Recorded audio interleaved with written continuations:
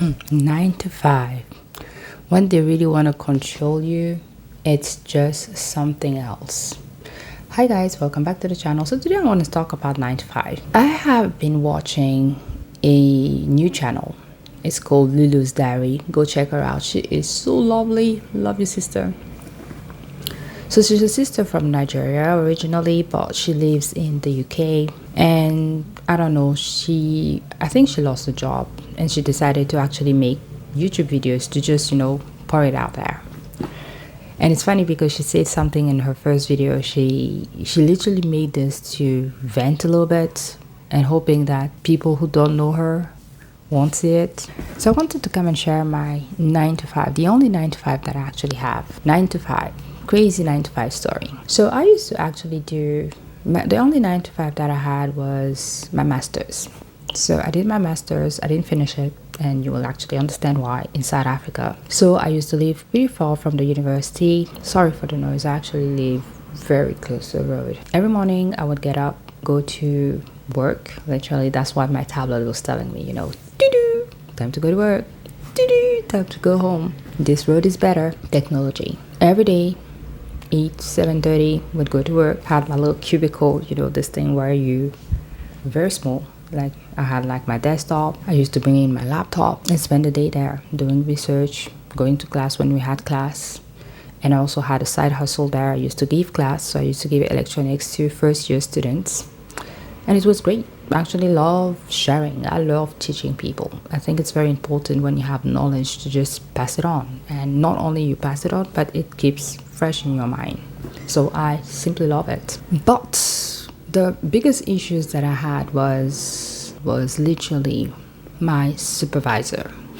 Literally some people in life, they make sure you don't go forward. This was such a crazy story. So I was an electrical engineering, like power generation, distribution and stuff. The one that gets into your house and you just plug in your socket in. And at that stage, we wanted to work on solar system, when to inject it into the grid so that it would be best for any users and people who are also selling the electricity to the grid, to make it short. Let me not be technical about this. But that was pretty much my job. And the crazy thing is, so my project, I got the project from one of the government of South Africa. So they wanted to actually know how we would do this. They created a fund and they brought it to the university. That was my project. And this person decided, we had like a liaison person that would, come and sit and have the meeting with us. And he told me, he's like, okay, you're going to get paid this and that. And when he leaves, this person actually tells me, well, no, South African, so we're not going to pay you.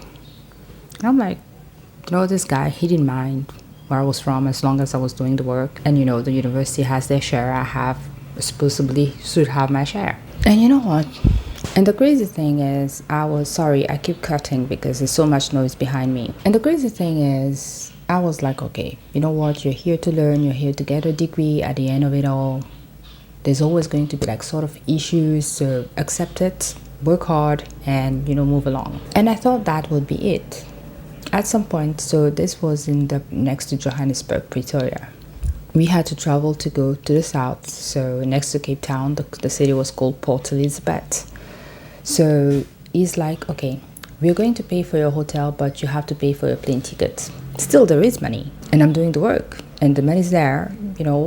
We have to go there, and clearly, if you want to have your degree, you gotta go. And I smiled again, and I didn't say anything. I paid for my ticket. I think my dad even helped me pay for it. My dad helped me pay for it, and I went to Port Elizabeth. It was a great time. I learned a lot. And I always say this, sometimes you're not investing for somebody else, you're investing for yourself. Today I have this little company that is going to grow where I do solar installations. So clearly I learned something. But this guy, every time I would write a part of the paper, no, that's not good. I don't like this. That's not good. And I can understand, again, like some people don't like your stuff. But I'm like, okay, tell me what you want. No, that's not my job. At some point, I wanted to change supervisors. And it's like, well, you can change, but you can't actually do this project anymore. Literally, other professors, other doctors in electrical system, they knew that this guy was not right with me, but they didn't say anything. I even had so many people that I talked to try to get some help, because I mean, it was a great project. I was not fussing. I know if it was other people, I mean, they would have been out of there like, and I didn't say anything. But I was saying that if I hadn't actually stated or started to say what I was saying, I was still going to be there. I was still going to be sitting there in that place and not actually making it. My dad was like, why don't you quit and come and work for, he has a friend who has his own electricity like business. They work for the city sometimes and stuff. So, huge company, come and work and learn so that you can do a couple of months / a year there, and then we can open our own business here, which I really didn't think that was a good idea, by the way, but I'll come back on that. So what I did was I decided, okay, it's enough. I didn't want to come here, but clearly I wasn't going anywhere. This was just horrible. Every single thing I did was, and even there was a rumor going on that he didn't like. I don't really like going there because I grew up in a place where there was no this. We didn't care where you were from, what you look like, anything. So I left without telling anybody. From one day to another, just left. I had so many professors calling me and writing me after that. My mail were like, why did you leave, this and that? Please answer. There's one that I really felt heartbroken because some of them were really, really trying. I was a great student. I'm a student who loved, like, when I work for people, any job that I have so many examples. If I work for you, I take it as if it's my business. It has to work. No matter what, I will give like 1,000%. That's me. And I'm hurt when I see people not working hard, but I can understand, especially when you have people who do not want you to just, blow up, move forward, be good, have money, make money, go from here to here to here. And unfortunately, those people are so many, between the colleagues that are weird, between the managers, the supervisors, the bosses, for whom you're trying your best, but this is just like crazy.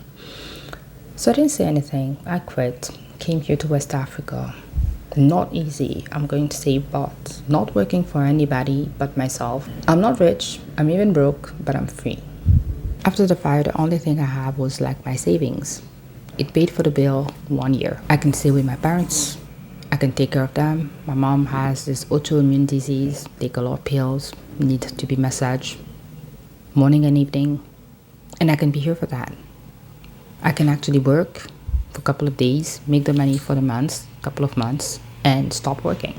It's true that finding tenders is not easy, but once you actually do a couple of them, you can, take a step back and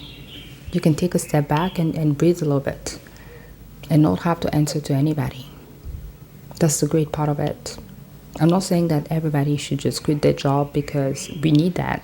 We need that to be able to, if you have a 9 to 5, always make sure that you have something else. Investing in shares, a little side hustle, a little business, baking cakes, something, because you never know. You can be fired, you can stay miserable in that job, and at the end of it, even if you don't have enough money, I have a mentor these days, and he always tells me life is not working to go to the hospital, aka you should not work yourself to death. You should not work yourself to be ill and find yourself into the hospital. You have to work so you can enjoy life. And I love this, because I think when I heard that, it really shocked my mind, and I decided, like, I don't need to be a millionaire, but I need to be happy. I want, like, my last minute on this planet to be like, I had a crazy life, but at the end of it, it was worth it. It was good. It was peaceful. Because that is what it is. We have to enjoy that life. We have to enjoy it. We cannot be just miserable and not even spending time with our families, and that's just horrible. So let's live life. Let's enjoy it. Let's smile. Let's spend time with our families and with our friends. Let's go out there, let's enjoy it. Please subscribe, and I will see you in the next one.